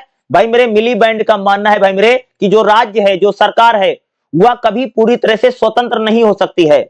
उसकी नीतियां अक्सर भैया अमीर आदमी के लिए और जो उच्च वर्ग है उसके दबाव में बनती है। भाई सरकार कभी स्वतंत्र नहीं रहती है, राज्य कभी स्वतंत्र नहीं हो सकता है, क्योंकि भाई जो राज्य होता है वह हमेशा भाई मेरे अमीर वर्ग, जो पैसा वाला वर्ग है, जो पूंजीपति वर्ग है, उसके दबाव में भाई हमेशा कौन काम करता है भाई मेरे, राज्य काम करता है, यह मिली बैंड का मानना है। राज्य और सत्ता संबंध, भाई मिली बैंड कहता है जो राज्य है वह केवल कानून बनाता है, राज्य सिर्फ कानून बनाना और लागू ही नहीं करवाता है। भाई राज्य क्या करता है, समाज का विकास करता है, समाज को नियंत्रण करता है, और आर्थिक प्रणालियों को भूमिका भाई कौन निभाता, राज्य निभाता है। भाई मिली बैंड का मानना भाई मेरे कि जो राज्य है वह केवल भाई यानी राज्य केवल कानून नहीं बनाता है, राज्य केवल कानूनों को लागू नहीं करता है, भाई राज्य जो होता है वो समाज को भी कंट्रोल करता है, वह समाज के सभी वर्गों के लिए भैया कौन काम करता है, राज्य यानी सरकार काम करती है। राज्य का काम केवल कानून बनाना ही नहीं है बल्कि कानूनों को लागू करवाना, समाज में भैया हर व्यक्ति के लिए काम करना भाई राज्य का काम है। मिली बैंड भाई कहता राज्य और लोकतंत्र को लेकर, भाई मिली बैंड बताता कि लोकतंत्र में राजनीतिक निर्णय आर्थिक शक्तियों को प्रभावित करते हैं। भाई मिली बैंड क्या कहता है, भाई मिली बैंड ने कहा था भाई जो राज्य है वह भाई राज्य जो भी नियम डिसीजन बनाता है वह हमेशा आर्थिक दबाव में बनाता है। भाई मिली बैंड का यही माना, इसलिए लोकतंत्र पूरी तरह से आम जनता के लिए काम नहीं कर पाता है। भाई मिली बैंड क्या कहता है, भाई मिली बैंड का मानना कि जो सरकार है वो भाई जो राज्य है वो भाई मेरे आम आदमी के लिए काम इसलिए नहीं कर पाता है क्योंकि भाई मेरे जो राज्य यानी जो सरकार होती है वह भैया पूंजीपति उद्योगपति पैसे वालों के लिए भैया काम करने लग जाती। भाई मेरे ये मिली बैंड का मानना है कि राज्य भाई मेरे आर्थिक शक्तियों के दबाव में हमेशा पैसे वालों के समर्थन में कानून बना देता है। राज्य भाई लोकतंत्र भाई पूरी तरह से आम जनता के लिए काम नहीं कर पाता है क्योंकि वह पूंजीपति उद्योगपति और पैसे वालों के दबाव में उनके लिए नियम कानून बना देता है। मिली बैंड का भाई मेरे दृष्टिकोण क्या देखिएगा, मिली बैंड भाई मिली बैंड का सकारात्मक पहलू है कि उसने यह समझाने का प्रयास किया है कि राज्य भैया ईमानदार नहीं हो सकता है, राज्य तटस्थ नहीं है, राज्य जो भाई जो सरकार या जो राज्य होता है वो सामाजिक आर्थिक रचनाओं से प्रभावित है। भाई राज्य पर समाज का प्रभाव और अर्थव्यवस्था का प्रभाव पड़ता है, राज्य भाई वर्गीय रचना से प्रभावित है। भाई मिली बैंड का मानना कि जो राज्य होता है वह हमेशा भैया पूंजीपति पैसे वालों के समर्थन में खड़ा होता है। भाई मिली बैंड मानता कि जो राज्य है वह पूंजीवादी समाज और सत्ता और आर्थिक नियंत्रण को उजागर करता है। भाई मिली बैंड यही कह रहे हैं कि जो राज्य यानी जो सरकार राज्य होता है स्टेट होता है वह भाई हमेशा पूंजीपतियों के समर्थन में खड़ी हुई एक संस्था है। भाई मिली बैंड की आलोचना हम कैसे कर सकते हैं, कुछ विद्वानों का मानना भाई जो मिली बैंड है उसका जो विचार है बहुत नेगेटिव है, बहुत नकारात्मक है और राज्य को भाई नकारात्मक बनाता है। मिली बैंड की भूमिका को कई पॉलिटिकल थिंकरों ने भाई बहुत कम आंका है क्योंकि मिली बैंड भाई लोकतंत्र को नहीं मानता है, मिली बैंड लोकतंत्र को मान रहा है लेकिन भाई मेरे कह रहे कि जो लोकतंत्र है वो हमेशा भैया पूंजीपति उद्योगपति उनके समर्थन में काम कर रहा है। मिली बैंड का जो सिद्धांत है वो राज्य की क्षमता को बदलने और सुधारने की संभावना कम दिखाई पड़ती है। भाई मिली बैंड कहता है कि राज्य में किसी प्रकार का बदलाव या सुधार नहीं हो सकता है, यह मिली बैंड का नेगेटिव पॉइंट है। भाई मिली बैंड भाई क्या है, एक प्रकार से राज्य को नकारात्मक मानता है और कहता भाई राज्य केवल पूंजीपतियों के समर्थन में और अमीर आदमी के समर्थन में भाई कड़ी हुई संस्था है, ये मिली बैंड का मानना है। निष्कर्ष क्या लिखेंगे, रोल्फ मिली बैंड के अनुसार राज्य भाई तटस्थ नहीं, राज्य ईमानदार नहीं हो सकता है बल्कि राज्य जो है समाज और अर्थव्यवस्था की रचनाओं से प्रभावित है। जो राज्य है भाई वो पूंजीपति उद्योगपति उनके समर्थन में कानून और नियम बनाता है। ये भाई मेरे मिली बैंड का विचार है। हालांकि आलोचना है कि उन्होंने राज्य के सुधार और लोकतांत्रिक परिवर्तन की क्षमता कम आंका है। भाई मिली बैंड कहता है भाई जो राज्य है वह समाज में परिवर्तन या बदलाव नहीं ला सकता है क्योंकि भाई जो राज्य होता है वो हमेशा पूंजीपतियों और उद्योगपतियों के समर्थन में कानून बनाता है। तो भाई रोल्फ मिली बैंड के राज्य पर क्या विचार हैं, इस प्रकार का भाई मेरे क्वेश्चन आपको एग्जाम में पूछने को आ सकता है। तो याद रखेगा रोल्फ मिली बैंड के भाई मेरे राज्य पर क्या विचार हैं, इस क्वेश्चन को भाई मेरे करके जाना ही जाना है, ये आपको एग्जाम में देखने को मिल सकता है। देखिएगा भाई मेरे अगला हमारा क्वेश्चन क्या रहेगा, राजनीतिक रूढ़िवाद की व्याख्या करिए। भाई रूढ़िवाद क्या है, भाई मेरे जो पुरानी परंपराएं जो पुरानी रीति रिवाज को बनाए रखना चाहते हैं उसी को भाई हम लोग कहते हैं भाई मेरे रूढ़िवाद। राजनीतिक रूढ़िवाद क्या है, भाई पॉलिटिकल रूढ़िवाद क्या है, तो भाई राजनीतिक रूढ़िवाद यही है जो भाई प्राचीन परंपरा पुराने रीति रिवाज और सामाजिक व्यवस्थाओं को रखने पर जोर देता है, यही भाई राजनीतिक रूढ़िवाद है। तो राजनीतिक रूढ़िवाद क्या है, भाई राजनीतिक रूढ़िवाद वह विचारधारा है जो पुरानी परंपराओं को पुरानी चीजों को और पुरानी व्यवस्थाओं को बनाए रखने पर जोर देते हैं। भाई रूढ़िवाद क्या है, जो भाई मेरे पुरानी चीजों को पुरानी परंपराओं को पुराने रीति रिवाजों को चाहते हैं भाई मेरे पुरानी चीजें बनी रहें। यही होता है भाई मेरे राजनीतिक रूढ़िवाद होता है। क्या होता है? इसी को भाई हम लोग राजनीतिक रूढ़िवाद कहते हैं। जो भाई किसी प्रकार के बदलाव नहीं चाहते हैं और चाहते भाई जो बदलाव समाज में जो बदलाव धीरे धीरे हो, यही रूढ़िवादी विचारधारा है। राजनीति की अस्थायित्व की आवश्यकता है। भाई रूढ़िवादी लोग कहते हैं भाई राजनीति एक प्रकार से अस्थायी होनी बहुत ज्यादा जरूरी है। क्या है? रूढ़िवादी लोगों का मानना भाई जो राजनीति है वो भाई अस्थायी होनी चाहिए, ठीक है, परमानेंट होनी चाहिए, उसमें किसी प्रकार का बदलाव जल्दी जल्दी नहीं करना चाहिए। यही भाई मेरे राजनीतिक रूढ़िवाद है। राजनीतिक रूढ़िवाद क्या है भाई मेरे? देखो, परंपराओं और संस्थाओं का संरक्षण। भाई रूढ़िवादी लोग कहते हैं जो पुरानी परंपराएं हैं, जो पुराने रीति रिवाज हैं, भैया उनको बनाए रखिए, उनमें किसी प्रकार का बदलाव ना करें। अगर बदलाव करना है तो भाई मेरे धीरे धीरे करो, कोई भी बदलाव अचानक नहीं करना चाहिए। रूढ़िवादी लोगों का मानना कि जब बदलाव जरूरी हो तभी बदलाव करने चाहिए। भाई मेरे रूढ़िवादियों का मानना है कि किसी प्रकार का अगर आपको बदलाव करना है, जो जरूरी है वही बदलाव करें। किसी प्रकार से भाई मेरे पुराने रीति रिवाजों का बदलाव हमको नहीं करना चाहिए, यह भाई मेरे रूढ़िवादियों का मानना है। सामाजिक और राजनीतिक स्थिरता। भाई रूढ़िवादी लोग कहते हैं कि अगर आप चाहते कि राजनीति स्थिर रहे तो भाई समाज और राजनीति में किसी प्रकार का बदलाव ना करें, ठीक है। भाई मेरे रूढ़िवादियों का क्या मानना है? ठीक है भाई मेरे रूढ़िवादियों का मानना है कि जो पुराने रीति रिवाज हैं, जो पुरानी परंपराएं, उसको बनाए रखिए। और राजनीतिक रूढ़िवाद में लोग कहते हैं भाई समाज में जो परंपराएं हैं, समाज में रीति रिवाज हैं, उनको बदलिए मत, भाई मेरे उनको बनाए रखिए। यही होता भाई मेरे राजनीतिक रूढ़िवाद। भाई जो रूढ़िवादी लोग होते कहते हैं भाई कोई भी बदलाव करना धीरे धीरे करिए। रूढ़िवादी लोगों का मानना भाई समाज में या राजनीति में किसी प्रकार का अगर आपको बदलाव करना है तो धीरे धीरे करिए, कोई भी तेज या क्रांतिकारी परिवर्तन ना करो। भाई किसी भी चीज को जल्दी मत बदलिए, अचानक से मत बदलिए। किसी चीज में या किसी प्रक्रिया में अगर आपको बदलाव करना है तो धीरे धीरे करके भाई मेरे आपको बदलाव करना चाहिए। या भाई मेरे रूढ़िवादियों का मानना है कि धीरे धीरे परिवर्तन करो, भाई मेरे अचानक परिवर्तन मत करो। कोई भी अगर आपको परिवर्तन करना, बदलाव करना, सावधानी पूर्वक करो, यानी सिस्टम से करो, धीरे धीरे व्यवस्था में सुधार करिए। इसकी वकालत भाई रूढ़िवादी लोग करते हैं। भाई कोई भी अगर आपको चेंज करना, बदलाव करना जरूरी है तभी करो। भाई अगर कोई आपको बदलाव करना है, व्यवस्था में परिवर्तन करना, राजनीति बदलनी है, कोई चीज बदलना है, भैया धीरे धीरे करो, ठीक है। सत्ता और अनुशासन की बात करते हैं। भाई रूढ़िवादियों का मानना है कि सत्ता और कानून का पालन करना चाहिए। समाज हमारा तभी सही से चलेगा जब सभी लोग भाई कानून को मानेंगे, जब सत्ता को मानेंगे। ये भाई रूढ़िवादियों का मानना है। रूढ़िवादी कहते हैं सांस्कृतिक मूल्यों का। भाई रूढ़िवादी लोग कहते हैं हमारा जो कल्चर है, हमारी जो संस्कृति है, हमारा जो खान पान है, जो रीति रिवाज है, पूजा पद्धति है, भैया इसका सम्मान करो। भाई रूढ़िवादियों का मानना कि हमें अपने कल्चर का, हमें अपने समाज का, हमें अपने धर्म का सम्मान करना चाहिए और इसको बचाना भाई मेरे बहुत ज्यादा जरूरी है। रूढ़िवादी भाई लोग कहते हैं जो पुरानी परंपराएं हैं, जो हमारा कल्चर है, संस्कृति क्या होती? संस्कृति होता भैया खान पान, पहनावा, रीति रिवाज, पूजा पद्धति, यही तो भाई मेरे संस्कृति होती है। भाई मेरे रूढ़िवादियों का मानना है कि जो हमारे सांस्कृतिक मूल्य हैं, सांस्कृतिक मूल्यों का सम्मान करिए, समझ गए।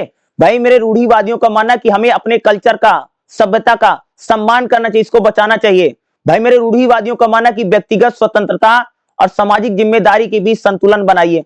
भाई मेरे हर व्यक्ति को स्वतंत्रता मिले लेकिन अपनी जिम्मेदारियों का निर्वाह हमको करना चाहिए, भाई मेरे रूढ़िवादियों का मानना है। भाई रूढ़िवाद कौन है? सामाजिक यानी राजनीतिक रूढ़िवाद क्या है? भाई राजनीति में जो भी चीजें हैं उसको बदलिए मत, अगर बदलना है तो भाई धीरे धीरे बदलो, यही भाई मेरे राजनीतिक रूढ़िवाद है। रूढ़िवाद क्या है? भाई मेरे जो लोग पुरानी परंपराओं को बनाए रखना चाहते हैं, बदलना नहीं चाहते हैं, तो रूढ़िवाद है।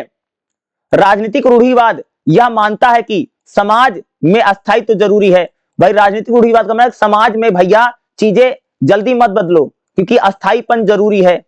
हमें अपनी परंपराओं और रीति रिवाज को बचाना चाहिए, ये भाई मेरे राजनीतिक रूढ़िवाद मानता है। भाई राजनीतिक रूढ़िवाद कहता है कोई भी बदलाव तेजी से मत करिए।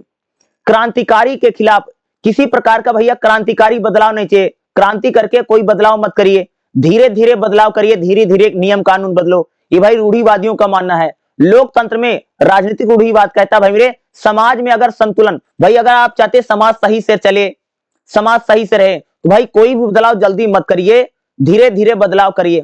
पुरानी परंपराओं, पुराने रीति रिवाज को बनाए रखिए, तभी आपका समाज संतुलित रहेगा, तभी समाज में कंट्रोल रहेगा। ये भाई मेरे रूढ़िवादियों का मानना है। तो भाई मेरे राजनीतिक रूढ़िवाद क्या है, बहुत ही ज्यादा इंपॉर्टेंट क्वेश्चन है भाई मेरे, या तो रूढ़िवाद को लेकर के या आपको राजनीतिक रूढ़िवाद क्या है, इस प्रकार का क्वेश्चन भाई मेरे आपको एग्जाम में देखने को मिल सकता है। जितने मैं क्वेश्चन करवा रहा हूं ये भाई मेरे सारे क्वेश्चन आपको एग्जाम में करके जाना ही जाना है, क्योंकि इस प्रकार के क्वेश्चन आपको एग्जाम में देखने को मिलेगा ही मिलेगा।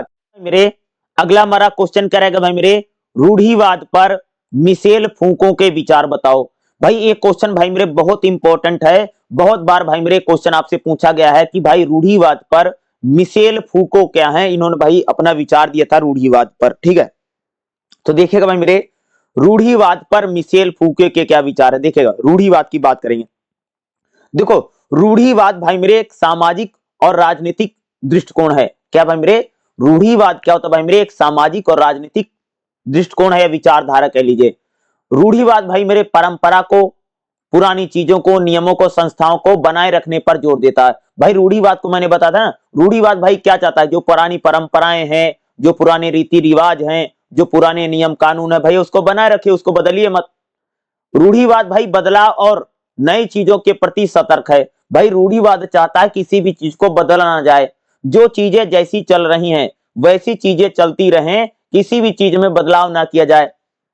और भाई रूढ़िवाद का मानना है कि अगर आप बदलाव करना चाहते भाई धीरे धीरे करिए। यानी रूढ़िवाद पुरानी परंपराओं को, पुराने रीति रिवाजों को बनाए रखना चाहता है और कहता अगर आपको किसी प्रकार का बदलाव करना है तो भाई आपको धीरे धीरे बदलाव करना चाहिए, यही रूढ़िवाद मानता है। अब भाई रूढ़िवाद की अगर हम विशेषताओं की बात करें, भाई रूढ़िवाद क्या है, सामाजिक और सांस्कृतिक परंपराओं का बचाने की बात करता है। भाई रूढ़िवादी लोग कहते हैं जो हमारी संस्कृति है, जो हमारी परंपरा है, जो हमारे रीति रिवाज हैं उनको बचाइए और उनको जीवित रखिए। भाई रूढ़िवाद राजनीतिक सामाजिक रचना में धीरे धीरे परिवर्तन का चाहता है। भाई रूढ़िवादी लोग कहते हैं कि अगर आपको सामाजिक परिवर्तन करना है या राजनीति में कोई बदलाव करना है तो भाई कोई भी बदलाव भाई मेरे धीरे धीरे करो। यानी भाई मेरे रूढ़िवादियों का मानना है कि अगर आपको कोई सामाजिक परिवर्तन करना है या कोई आपको राजनीति में, भाई अगर आप राजनीति में कोई बदलाव चाहते हैं या समाज में कोई बदलाव चाहते हैं तो भैया धीरे धीरे करो। रूढ़िवादी लोग भाई मेरे किसी क्रांति के जरिए बदलाव नहीं चाहते हैं, बदलाव धीरे धीरे हो। ऐतिहासिक संस्थाओं और रीति रिवाजों को महत्व देते हैं। भाई रूढ़िवादी जो लोग होते हैं, जो पुरानी परंपराएं होती है, जो पुराने रीति रिवाज हैं उनको बड़े महत्व देते हैं। याद रखेगा भाई जो रूढ़िवादी लोग होते हैं, जो रूढ़िवाद होता है वो पुरानी संस्थाओं को, पुरानी परंपराओं को, पुरानी रीति रिवाजों को भाई इसको बहुत ज्यादा महत्व देते हैं। यानी पुरानी परंपराओं का, पुराने रीति रिवाज का रूढ़िवादी लोगों में कह सकते हो बहुत मान सम्मान होता है। भाई इसको बहुत मानते हैं पुरानी चीजों को, और पुरानी चीजों को बनाए रखना चाहते हैं। बदलाव के प्रभाव से सतर्क रहते हैं। भाई रूढ़िवादी लोगों को भाई एक प्रकार से डर लगता है किसी प्रकार के बदलाव से। यानी रूढ़िवादी भाई जो लोग होते हैं वो किसी प्रकार का जो बदलाव है, जो चेंज है, जो परिवर्तन है उससे काफी सतर्क रहते हैं और सावधानी भाई बरतता कौन है भाई, रूढ़िवादी लोग। तो देखे भाई मेरे मिशेल फूको का रूढ़िवाद पर क्या विचार है। देखेगा भाई मेरे जो मिशेल फूको हैं या 1926 से लेकर के 1984 तक इनको माना जाता है। मिशेल फूको भाई कौन है, यह एक फ्रांसीसी दार्शनिक है। भाई मेरे मिशेल फूको कौन है भाई, एक फ्रांस की है, फ्रांसीसी दार्शनिक कौन है भाई मेरे, मिशेल फूको। और यह सामाजिक ने सिद्धांत दिया है। अगर मैं मिशेल फूको की बात करूं तो भाई रूढ़िवाद पर उन्होंने प्रति पारंपरिक समस्या अलग बताया है। भाई मिशेल फूको कहती है जो रूढ़िवाद है वह पारंपरिक समझ से भैया बिल्कुल अलग है। या किसने बोला भाई मेरे, मिशेल फूको ने बताया है। अब देखेगा मिशेल फूको का भैया विचार क्या है, शक्ति और ज्ञान का संबंध है।